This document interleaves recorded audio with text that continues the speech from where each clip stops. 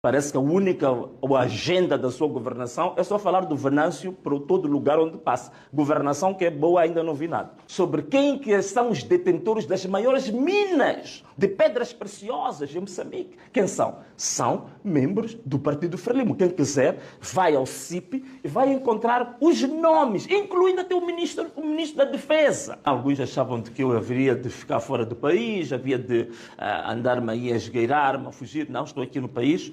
Estamos a constituir os nossos advogados, temos vários voluntários advogados portugueses, angolanos, moçambicanos, brasileiros também, mas naturalmente que aquele que vai estar num tribunal tem que ser um advogado inscrito na ordem dos advogados aqui em Moçambique. Mas estamos prontos e é um julgamento, como vocês sabem. Até por acaso eu recordei-me das palavras do antigo presidente Armando Emílio Guebuza, que dizia, digamos assim, da forma dele, que a Procuradoria era um órgão manipulado. Um órgão, digamos, que é usado pura e simplesmente para a perseguição política de opositores, não é? Então, era isto que eu queria aqui partilhar convosco, que é exatamente a confirmação dos 5 crimes.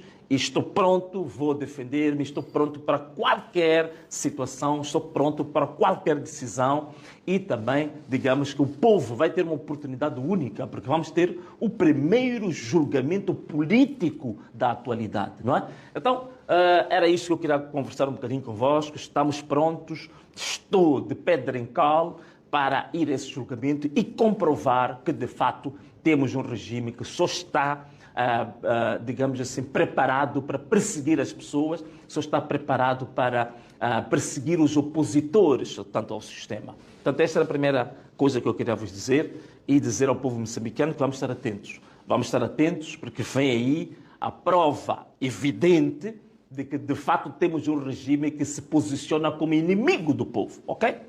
Bom, caros amigos, também queria vos falar de uma coisa aqui que eu acho importante. Daniel Francisco Chapo, na Zambésia, disse que a Guerra dos 16 anos criou menos danos do que as manifestações. Isto é, as manifestações foram piores que a Guerra dos 16 anos, em termos de danos. Bom, eu achei muito interessante um internauta, um guru lá das redes sociais, o Damião Cumbana, que ele dizia que, bom, este tipo de análise que é feita desta maneira só pode ser realmente porque a guerra iniciou e Daniel Francisco Chapo ainda não tinha nascido, naturalmente. Quer dizer, ele não tem ideia, não faz ideia do que foi a Guerra dos 16 anos. Aliás, a Guerra dos 16 anos foi de 1977 até 1992. Em 1992 ele tinha 15 anos. Então, com 15 anos, provavelmente muitas questões ligadas à percepção real do que acontecia em Moçambique, ele podia não ter, quer dizer, ainda não tinha capacidade e maturidade para perceber o que aconteceu durante a guerra, não é?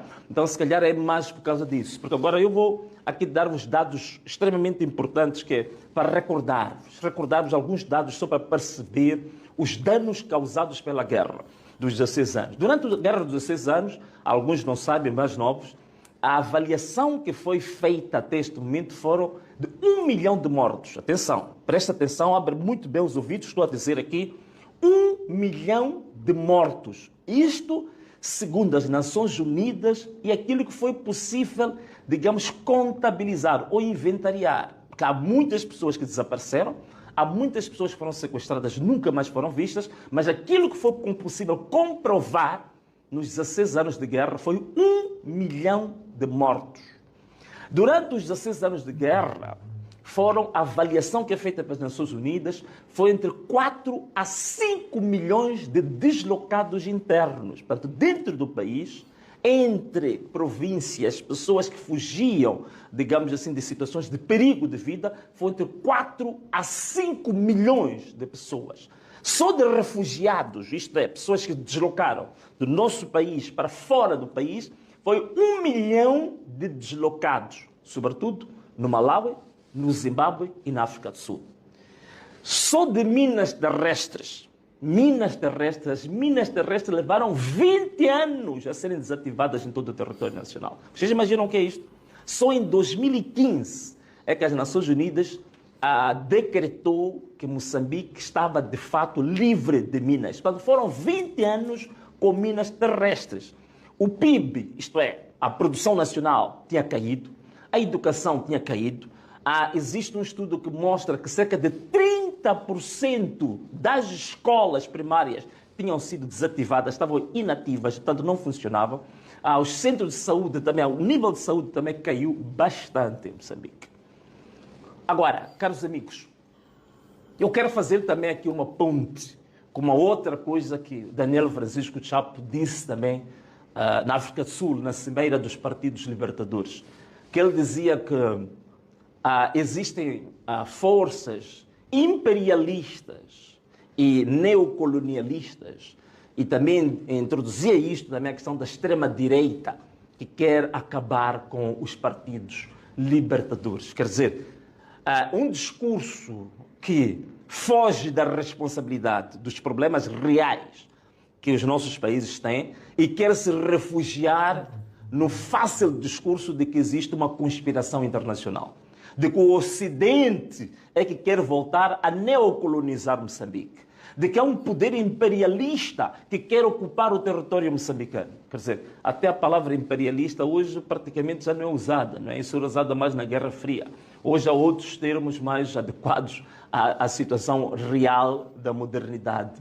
Tanto também está a usar a linguagem totalmente desadequada. Portanto, uma pessoa que não percebe exatamente da análise sociológica dos fenómenos atuais. Portanto, não tem percepção real sobre a análise da geopolítica e das questões pertinentes. Tanto mais que até o presidente Joaquim Chissano, né, que também é o presidente que tivemos, né, eu já falei aqui várias vezes sobre as questões do presidente Chissano, ele próprio chegou a dizer que os partidos libertadores tinham se separado, tinham se afastado do povo. Que me parece muito bem essa percepção. É uma pena que ele próprio diz isto neste ambiente, mas na prática ele próprio, em Moçambique, nada faz para que esse fosso entre os políticos e o povo seja reduzido. Tanto mais que ele andou na campanha da própria Frelimo, ele teve uma oportunidade de ser um moderador no conflito que nós tivemos. O Joaquim Chissano não se posicionou como moderador, com a posição que ele tem, com os cargos que já ocupou. Ele deveria ter aparecido como a reserva moral nos conflitos e nos problemas que houve em Moçambique, mas ele foi excessivamente partidário. Portanto, o que ele foi dizer na África do Sul não é a prática dele. A prática dele é de uma pessoa partidária, a prática dele é que é uma pessoa do fundamentalismo partidário, e a prática dele é que ele está na origem também desta Frelimo ter se desviado do povo, ter se tornado inimiga do povo. Então, ainda o presidente Chissano teve essa tirada um pouco razoável. Eu lembro-me também que o próprio presidente da África do Sul, Cyril Ramaphosa, chegou a dizer também que é preciso fazer meia-culpa. Quer dizer, até os velhotes, digamos assim, Cyril Ramaphosa, Joaquim Chissano, Thabo Mbeki, reconhecem que o problema deve ser analisado numa autorreflexão pelos partidos libertadores e não atirar a culpa para o Ocidente, para o imperialismo, para o neocolonialismo. Quer dizer, a culpa não é do outro. É preciso saber, dentro dos vossos próprios países, como é que estão a gerir a coisa pública, como é que estão a gerir as necessidades da população. Estão a responder aquilo que são os maiores anseios do povo ou não? Estão a respeitar os direitos humanos? Estão a respeitar a oposição? Problema que nós temos, crime organizado que acabou assaltando esses partidos libertadores, esse é que é um problema sério. Como é que não se vão afastar do povo quando nós temos aqui em Moçambique esta indústria que está a crescer dos raptos e dos sequestros, que já levou centenas de famílias de empresários a desaparecerem de Moçambique? Muitas delas hoje estão na África do Sul, algumas delas estão em Portugal, outras no Luxemburgo, muitas delas no Dubai. Então, como é que esses partidos libertadores vão aqui falar de imperialismo? Os raptos e sequestros são feitos pelos imperialistas. Os crimes estão a acontecer agora, a polícia balear-se umas às outras. Isso é problema do imperialismo. Roubo de votos que é feito nos últimos 30 anos, isso é feito pelo imperialismo. Portanto, é um discurso totalmente absurdo, medíocre, extremamente triste, e que até envergonha a juventude, como muita gente diz que ela é jovem, mas que juventude é esta, com ideias muito mais retrógradas até do que os próprios velhos, Joaquim Chissano e o Cyril Ramaphosa.